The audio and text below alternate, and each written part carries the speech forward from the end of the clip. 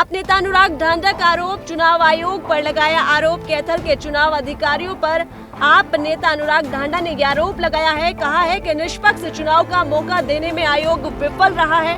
कैथल का मामला सबके सामने है।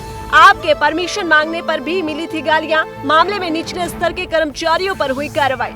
आप सब लोग जानते हैं, हाल ही में कैथल में जो घटना हुई, आम आदमी पार्टी ने अपने कार्यक्रमों की परमिशन के लिए चुनाव आयोग की वेबसाइट पर आवेदन किया और उसके बदले में भद्दी भद्दी गालियां लिख के परमिशन तो रिजेक्ट की ही गई, साथ में भद्दी गालियां भी लिख करके जवाब दिया गया।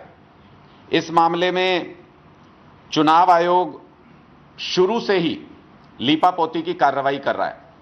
सबसे पहले चुनाव आयोग ने 5 निचले कर्मचारियों को सस्पेंड करके मामले को रफा दफा करना चाहा, लेकिन जब मामला पूरे देश में चर्चा में आ गया, अपनी तरह का ये इतिहास में पहला मामला था जब चुनाव आयोग की तरफ से किसी पार्टी को इस तरीके का जवाब दिया गया हो, तो फिर इस मामले में आगे कार्रवाई की गई। लेकिन जो पहले लीपापोती हुई उसको देखिए किस तरीके से कवर अप करने की कोशिश हुई। 5 कर्मचारी जिनको यह कहा गया कि हमने सस्पेंड कर दिया तुरंत प्रभाव से, वो कर्मचारी तो अनुबंधित कर्मचारी थे।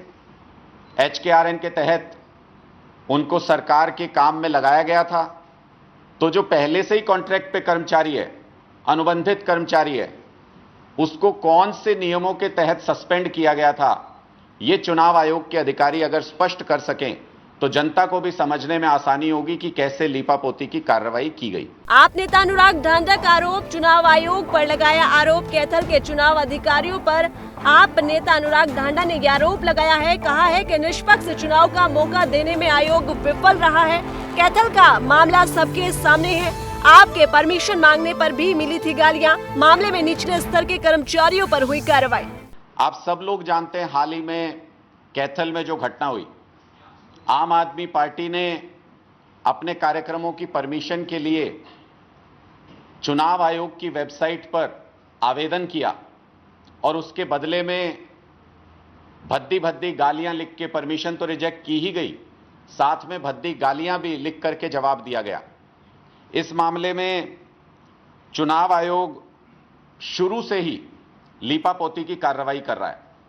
सबसे पहले चुनाव आयोग ने 5 निचले कर्मचारियों को सस्पेंड करके मामले को रफा दफा करना चाहा, लेकिन जब मामला पूरे देश में चर्चा में आ गया, अपनी तरह का ये इतिहास में पहला मामला था जब चुनाव आयोग की तरफ से किसी पार्टी को इस तरीके का जवाब दिया गया हो, तो फिर इस मामले में आगे कार्रवाई की गई। लेकिन जो पहले लीपापोती हुई उसको देखिए किस तरीके से कवर अप करने की कोशिश हुई। 5 कर्मचारी जिनको यह कहा गया कि हमने सस्पेंड कर दिया तुरंत प्रभाव से, वो कर्मचारी तो अनुबंधित कर्मचारी थे। HKRN के तहत उनको सरकार के काम में लगाया गया था।